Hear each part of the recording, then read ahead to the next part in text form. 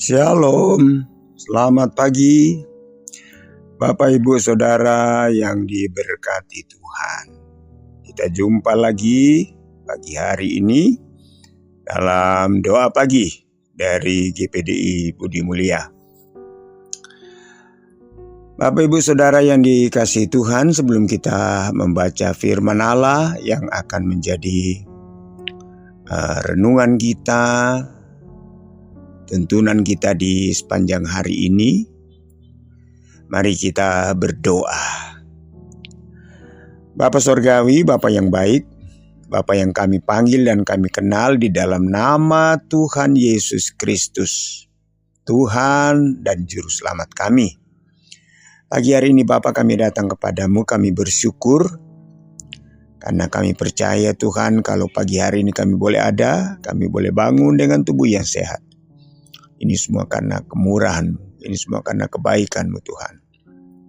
Bapa, sebelum kami melangkah di hari yang baru ini Tuhan, dengan berbagai aktivitas kami mau datang kepadamu Bapa. Kami rindu untuk bersekutu dengan Tuhan lewat firman-Mu.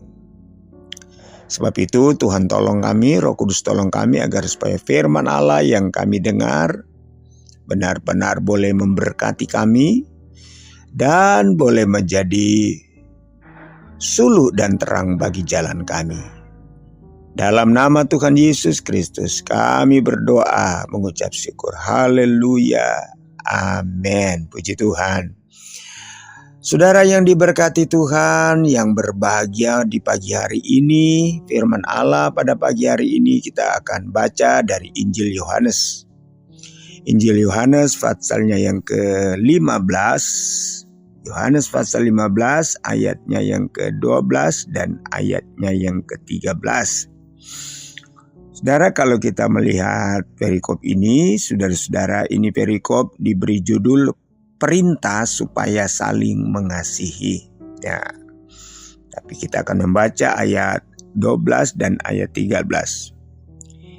Inilah perintahku, yaitu supaya kamu saling mengasihi.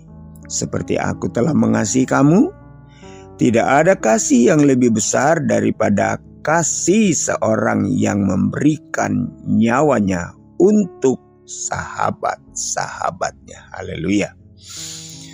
Firman Allah pagi hari ini saya boleh beri judul mengenal kasih. Kita mau belajar mengenal kasih. Saudara, kata kasih itu kalau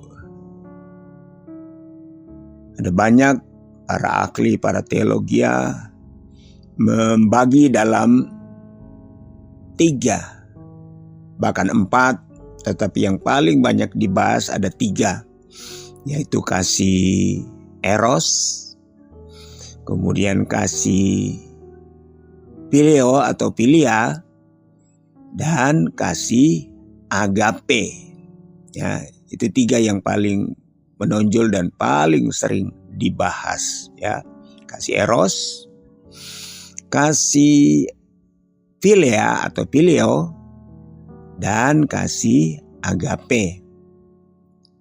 Kasih eros, saudara-saudara, itu kasih yang biasa saudara-saudara terjadi dan melanda 2 insan manusia yang sudah dewasa, misalnya muda-mudi. Ya, kasih ini kasih yang lebih didorong oleh emosi dan hawa nafsu. Ya, dan kasih ini saudara-saudara terkadang terjadinya bersifat sementara atau temporer. Ya, karena namanya juga kasih emosi, ya, hawa nafsu. Hanya sesaat, hanya sementara, ya, menggebu-gebu. Kemudian kasih phileo atau philia. Ini kasih yang paling banyak saudara-saudara dibicarakan dalam kalangan keluarga, misalnya antara suami istri, antara orang tua dengan anak, ya.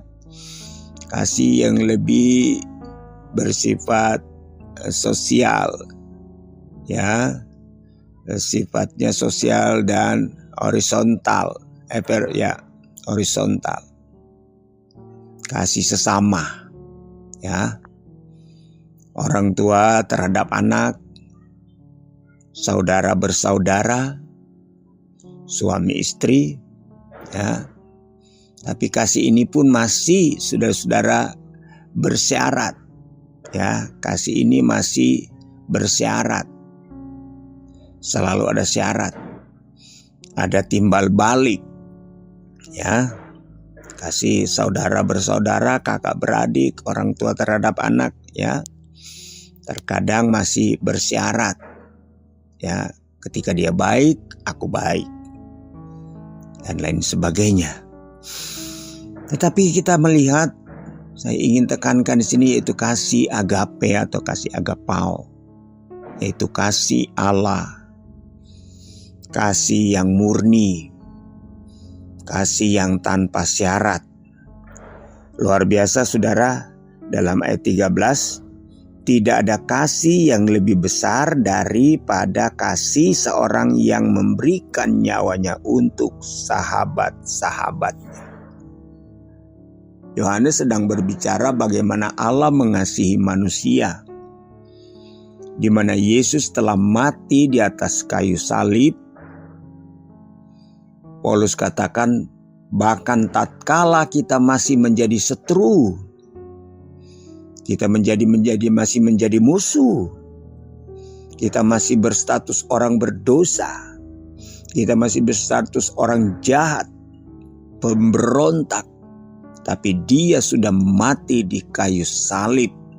Itu karena kasih yang luar biasa. Itulah kasih Allah, kasih agape, ya. Tidak ada kasih yang lebih besar daripada kasih seorang yang memberikan nyawanya untuk sahabat-sahabatnya. Siapakah sahabat-sahabatnya? Adalah kita, sebagai orang percaya. Jadi betapa miris, betapa menyedihkan ketika kita orang-orang yang telah dianggap sahabat Allah, karena dia sudah mati buat kita, kemudian kita tidak mengasihi dia, tidak mencintai dia, tidak hidup dalam kasihnya, tidak menuruti perintahnya, ya. Sangat ironis. Kita menjadi orang-orang yang tidak tahu berterima kasih kalau kita tidak mau hidup di dalam kasih Allah atau di dalam sistem cara hidup yang dikehendaki oleh Allah. Nah, saudara, saya ingin membaca di dalam suratan Paulus kepada jemaat di Korintus, ya. Dalam 1 Korintus pasal 13, ya, ayat 4. Bagaimana Paulus dia coba mendefinisikan kasih Allah itu.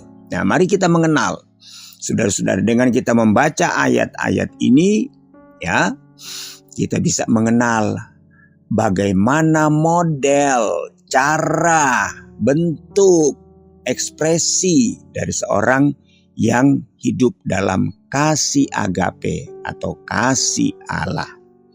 Ayat 4, Paulus katakan, kasih itu sabar.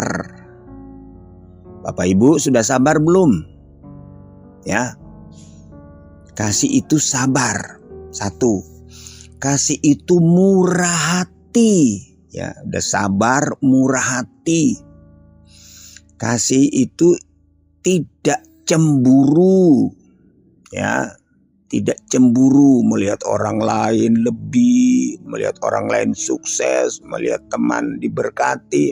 Ada orang, ya, ketika melihat teman diberkati, teman sukses, sahabat sukses, waduh, bukannya bersyukur ikut senang, tapi panas, cemburu, ya. Kemudian apa berikutnya? Kasih itu tidak memegahkan diri. Ya, tidak memegahkan diri dan tidak sombong. Kasih agape itu tidak sombong. Orang yang hidup dalam kasih Allah itu tidak sombong. Mudah-mudahan Bapak Ibu yang mendengar firman Allah pagi hari ini tidak ada yang sombong, walaupun sudah sukses, sudah diberkati, sudah berhasil, tetap rendah hati. Tidak melakukan yang tidak sopan. Jadi orang hidup dalam kasih Allah itu selalu tertib, teratur, dan sopan. Tidak mencari keuntungan diri sendiri. Artinya tidak egois ya. Tidak mementingkan diri sendiri. Tidak pemarah. Ya, tidak pemarah. Aduh, saudara, ada orang mengaku mengasihi Allah tapi entar marah. Jadi marah seolah-olah melekat dalam hidupnya. Tidak pemarah, tidak menyimpan kesalahan orang lain. Artinya selalu suka memaafkan. Ya, marah boleh marah tapi tidak dendam, tidak simpan. Ya, tidak simpan. Tidak bersukacita karena ketidakadilan, tetapi ia bersukacita karena kebenaran. Ya, ia menutupi segala sesuatu, percaya segala sesuatu, mengharapkan segala sesuatu, sabar menanggung segala sesuatu. Itulah kasih Allah. Ya, jadi kita bisa mengenal dan kita bisa mengontrol. Kita ini sudah hidup dalam kasih Allah atau masih kasih eros atau masih kasih Pelea, ya. Kita bisa mengontrol dengan membaca ini. Apakah saya sudah sabar? Apakah saya sudah murah hati? Apakah saya sudah tidak sombong? Ya. Apakah saya sudah sopan, sudah tertib, ya hidupnya? Kemudian apakah saya sudah tidak egois? Ya, tidak mencari kepentingan sendiri? Ya, tidak peduli dengan orang lain, yang penting saya sukses, yang penting saya diberkati, yang penting saya beruntung, pokoknya saya untung. Ya, tidak. Ya. Tidak pemarah, antar marah, ya. Marah menjadi hobinya, menjadi stylenya. Waduh, anak Tuhan orang percaya kalau hidupnya marah-marah, dapat katakan orang marah-marah cepat tua. Sebab itu firman katakan hati yang gembira adalah obat. Wajah selalu berseri-seri, awet muda. Ya, haleluya. Jangan sampai kita baru umur 30 sudah kelihatan umur 60 tahun. Waduh. Jangan-jangan dia tidak pernah hidup dalam kasih Allah. Ya. Tidak pemarah, tidak menyimpan kesalahan orang lain. Menyimpan kesalahan orang lain, kepahitan itu jadi penyakit, saudara, ya. Usahakanlah hidup dalam kasih Allah. Minta Roh Kudus tolong supaya saya boleh hidup dalam kasih Allah, ya. Punya prinsip-prinsip Allah. Haleluya. Puji Tuhan. Tuhan kiranya memberkati kita di pagi hari ini dengan firman Allah yang singkat dan sederhana. Kita berdoa supaya Roh Kudus memampukan kita supaya kita tetap hidup di dalam kasih Allah. Biarlah firman Allah pada pagi hari ini boleh mengoreksi kita. Ya, saudara-saudara, sudahkah kita hidup dalam kasih Allah? Kita berdoa. Bapa Sorgawi, Bapa dalam nama Yesus, kami bersyukur berterima kasih di pagi hari ini karena kami lagi boleh berjumpa dengan firman-Mu.